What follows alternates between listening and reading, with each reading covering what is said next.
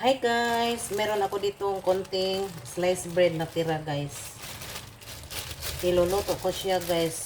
Pwede pang ulam. Pwede din pang kain. Ayan.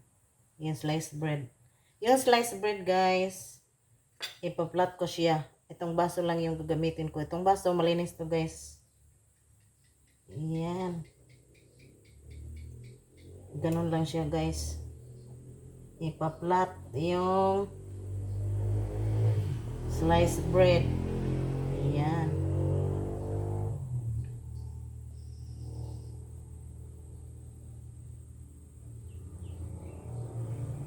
Ilan bang piraso to? Konti na lang to guys yung sliced bread. Ipaplat ko siya. Ayan, maganda na.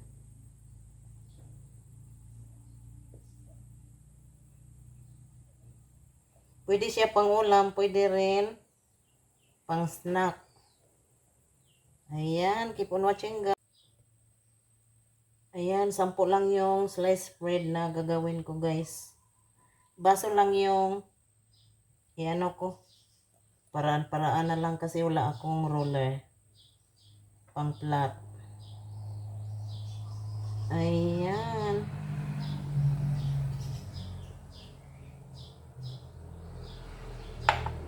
Ayan, 'di ba? Ang ganda na guys, oh. Ng sliced bread. Napaplat na siya. Tapos meron ako ditong hotdog.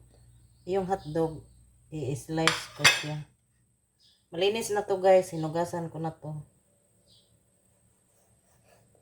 Yung hotdog, yung isa, gawin ko ng 4 para makatipid.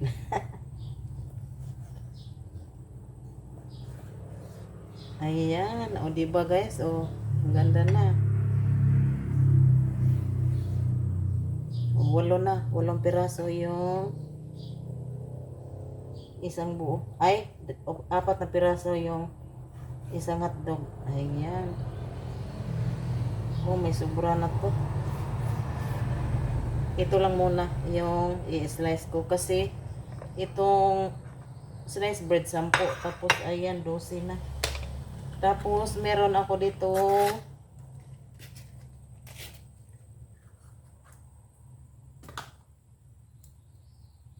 cheese.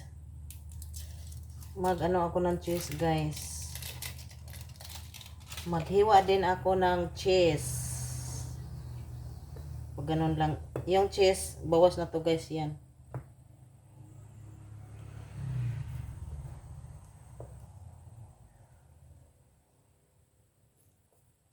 Ayan.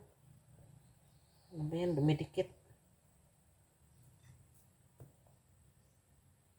Dumidikit yung cheese. 5 lang din yung i-slice ko kasi ihahati ko pa to siya ng ayan. Itabi muna. Kasi i-slice ko pa itong cheese sa gitna. Ayan, 2 na din oh.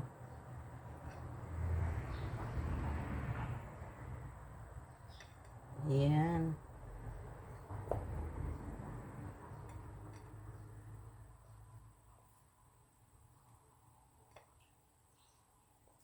Pwede to pang snack.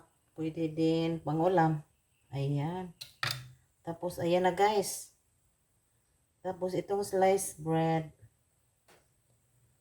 Ilagay natin dito yung hotdog at saka cheese. Ipo-fold natin ng ganito.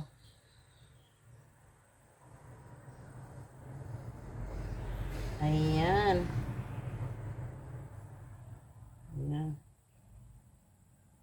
Ganito na siya guys. Itabi muna natin yung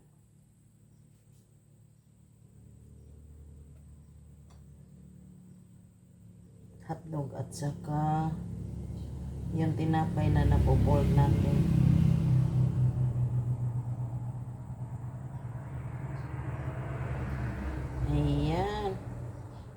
diba? Ayan na guys, oh. Ganda na tingnan.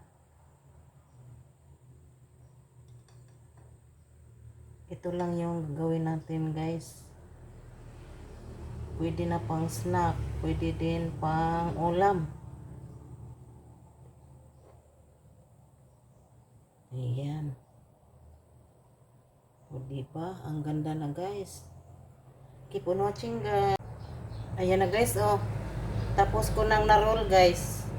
Ayan, 12 piraso. Dinagdagan ko ng dalawa kasi may dalawa pang itlog na, ay hotdog na naiwan, kaya dinagdagan ko. Yung ganito guys, pag gumawa tayo ng ganito, pwede din natin ibenta ito. Ibenta natin ng tigsa 10 piso yung isa. Kasi yung cheese at saka yung hotdog mahal. Tsaka yung ano, yung ano ba to? Cheese. At saka yung tinapay. Konti lang yung ilagay natin, pwede na natin to pang negosyo. Gawin natin pang negosyo. Ayan, ang sarap nito guys. Keep on watching guys. Tapos, meron ako ditong itlog.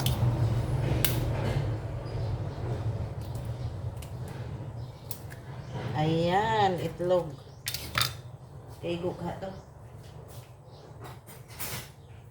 Kasya kaya to. Pag hindi to kakasya sa isang itlog, dagdagan ko ng itlog. Kasi, ano na lang, itansya ko na lang yung dami.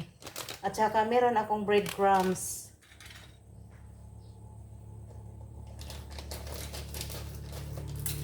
Ang breadcrumbs, hindi ko din ilagay lahat. Maglagay lang din ng konti. Tapos, pag hindi magkasya, dagdagan na lang. Ayan. Malinis tong kamay ko guys. Kaya, ikakamay ko na lang. Ano natin dito sa itlog yung ginawa kong roll. Tapos, ano natin dito sa breadcrumbs. Ikuting natin sa breadcrumbs yung hotdog ay yung ginawa nating roll. Ayan, ikamay ko na lang to siya guys kasi malinis na yung kamay ko. Ayan, ikot natin siya ng paikot breadcrumbs. Tapos ito na naman. Sarap dito guys. Pag gumawa tayo ng ganito, pwede natin pang negosyo. Ayan. Ibenta natin ng tigsa 10 piso yung isa. Kasi mahal yung ano guys, yung hotdog at saka yung cheese. Mura lang, ay konti lang naman yung nilagay natin, pero kailangan din nating may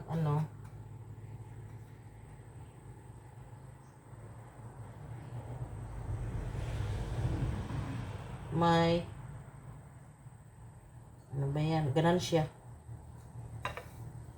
Kung gusto nating magka-income, ganito yung gagawin natin. Madali lang naman to siya guys, pag meron lang tayong yung gamit ba, meron lang tayong iluluto, madali lang siyang gawin. Tsaka yung sliced bread, mahal din yung sliced bread, kaya pero hindi na rin sila magsisi sa pag ibenta natin ng tigsa 10 piso. Masarap na to. Ayan.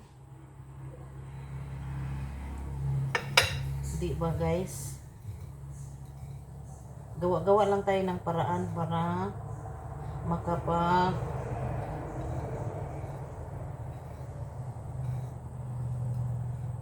makapag-negosyo. Ang dito guys, yung madali lang siyang gawin.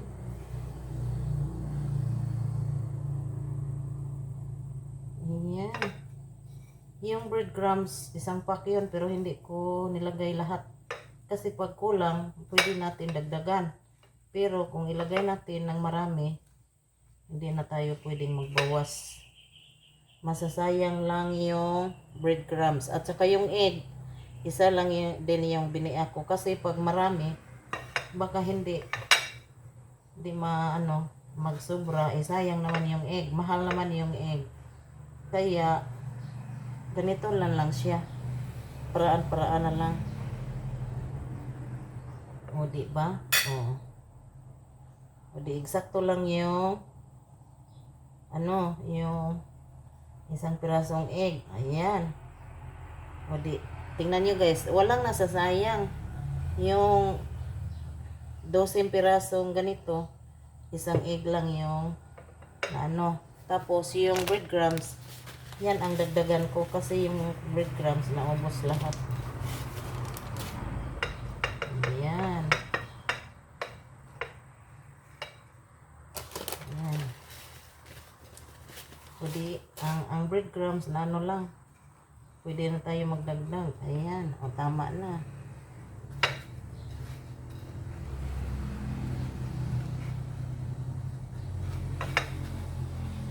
Ganito lang tayo guys. Gawa lang tayo ng paraan para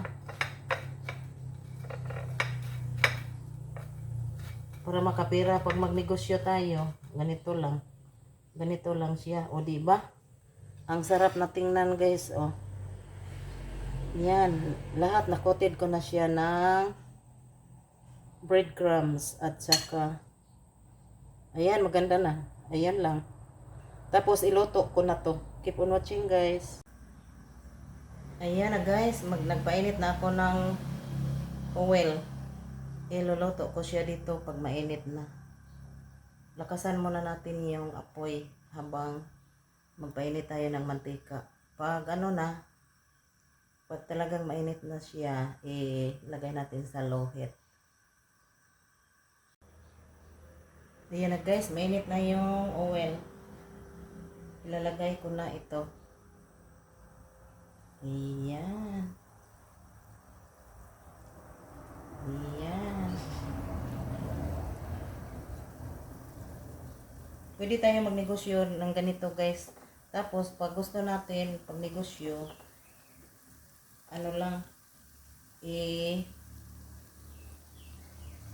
yung slice ng hotdog at saka yung sa cheese, ligitan natin ng konti para makapag ligitan lang ng konti para i-adjust yung size ng yung sa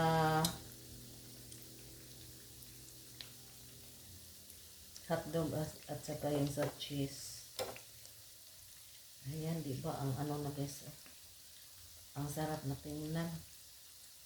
Maano ito guys pag sa negosyo, mabili ito sa mga bata kasi yung mga bata hilig sa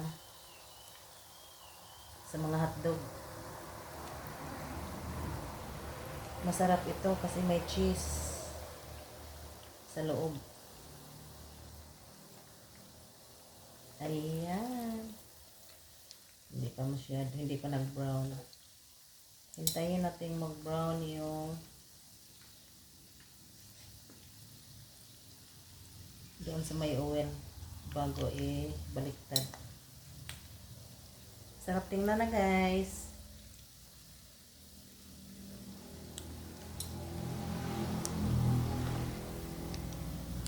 Ayan, yan. Wow, ang bango na guys. Ayan, nag-brown na siya guys. Diba? Ang sarap guys. Tingnan. Wow. Nako, ang sarap. I love it. Ito yung isa na Wow. Ang sarap guys. Kung sino yung nagplano na magnegosyo, ito lang ang gagawin natin. sarap. Mabinta ito sa mga bata. Kasi yung mga bata hilig ng mga ganito.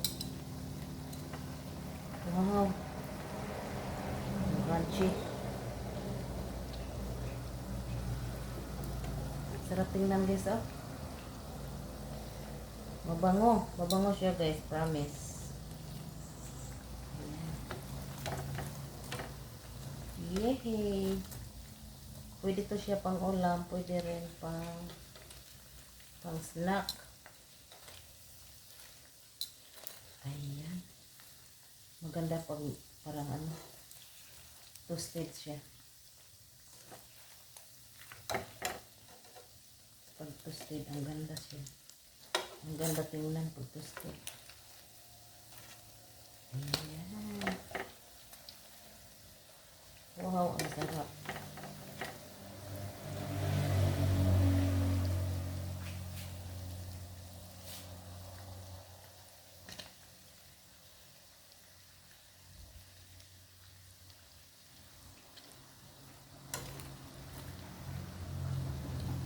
Ang sarap guys. Yan natin. Ayan. Luto na guys. Ayan. Ang sarap guys. Luto din kayo ng ganito. Nako. Ang linamnam. Wow. Tingnan nyo guys. Oh, wow. Ang sarap. Ayan oh. Sarap guys. Luto ko muna. May ano pa, may 5.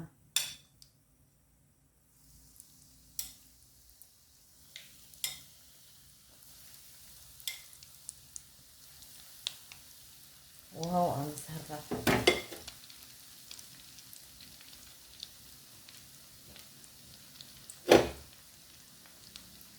Bilis lang guys, oh. Tapos yung cheese na ano, naluto. Ayan.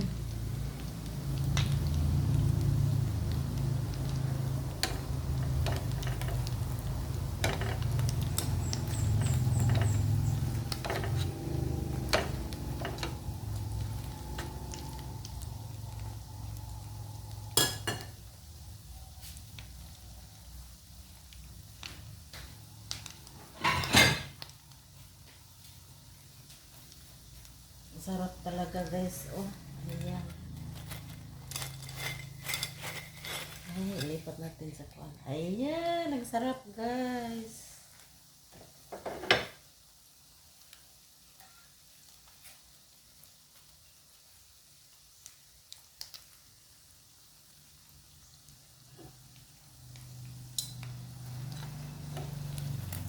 Ayan.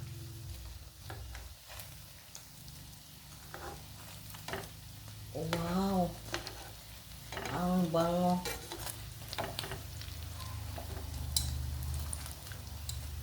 Ayan. Wow, ang sarap talaga.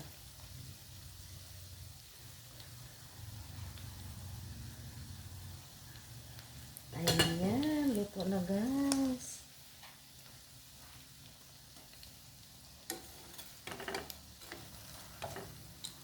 Ayan.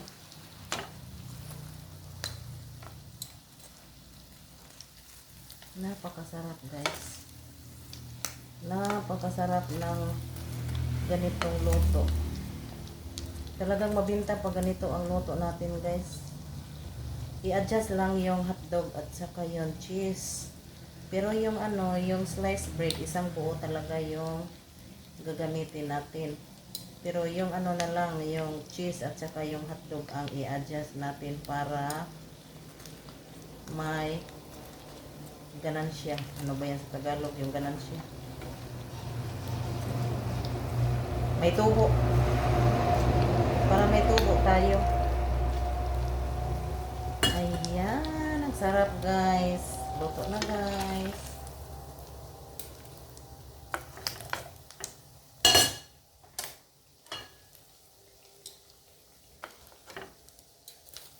Ayan.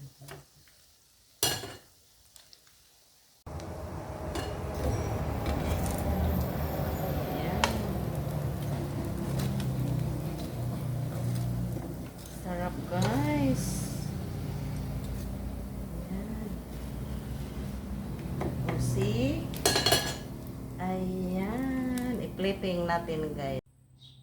Ayan, ito na siya guys. Oh, ang sarap ng niluto ko. Ayan, pang negosyo. Pwede pang negosyo. Ayan, madali lang siyang gawin. Pero ang sarap. Tikman natin guys, yung isa. Yung isa, tingnan natin.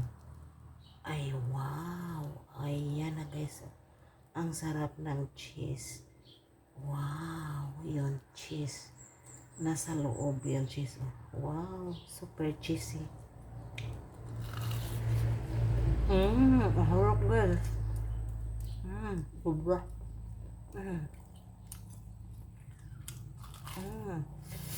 Ang init. Ang sarap guys, oh. Kaya yung magluto ang ganito ga. Ang sarap.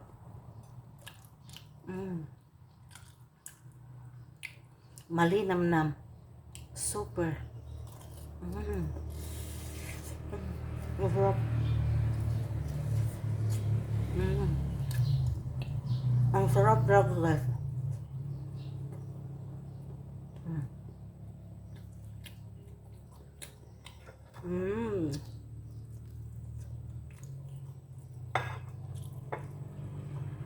Thanks for watching. Thank you so much guys.